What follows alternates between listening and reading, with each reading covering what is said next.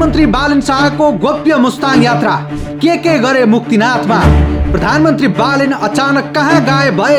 सुरक्षा निकायले समेत थाहै नदिई स्कटिङ बिना नै बालन कसरी पुगे मुस्ताङ?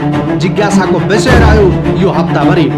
आजको यो भिडियोमा हामी प्रधानमन्त्री बालनको मुस्ताङ यात्राको भित्री कथा र उनले त्यहाँ गरेका गतिविधिबारे सिलसिलेवार जानकारी दिनेछौँ। Extreme energy drink.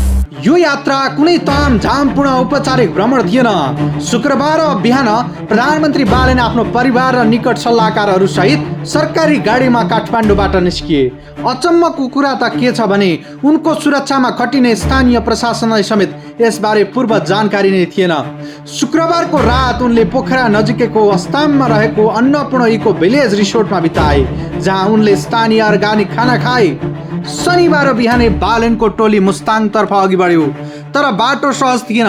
म्याग्दीको Beni Jomsom सडक खण्डको सुके बगर र बैसरीमा लेदो सहितको पहिरो खसेर बाटो बन्द भयो।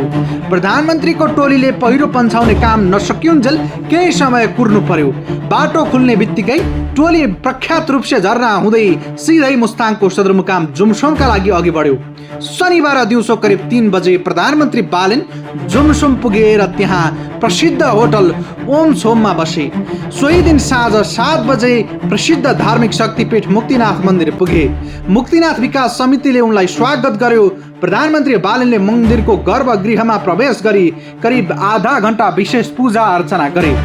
देशको सुख शान्ति र समृद्धिको कामना गरे। प्रधानमन्त्रीले गरेको पूजामा सहभागी पुजारीहरूले यो कुरा बताउँछन्।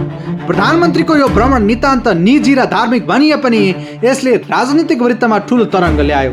राष्ट्रिय स्वतन्त्र पार्टीको महत्त्वपूर्ण बैठक चलिरहेका बेला प्रधानमन्त्री काठमाडौँ छोडेर हिँडेको भन्दै प्रश्न उठ्यो। प्रधानमन्त्रीको यो भ्रमण कतै राजनीतिक रणनीति त होइन भन्दै विभिन्न अड्कलबाजी समेत भए। मुक्तिनाथको दर्शन र जोमसोममा एक रातको बसाइपछि आइतबार प्रधानमन्त्री बालन शाह सडक मार्ग हुँदै काठमाडौँ फर्किएका छन्। उनको यस भ्रमणले मुस्ताङको पर्यटन प्रवर्धनमा ठूलो सहयोग पुग्ने स्थानीयले विश्वास लिएका छन्। तपाईलाई बालनको यो जासुसी शैली कस्तो लाग्यो अनि मुस्ताङ यात्रा कस्तो लाग्यो? कमेन्ट गर्नुहोस्। Extreme energy drink.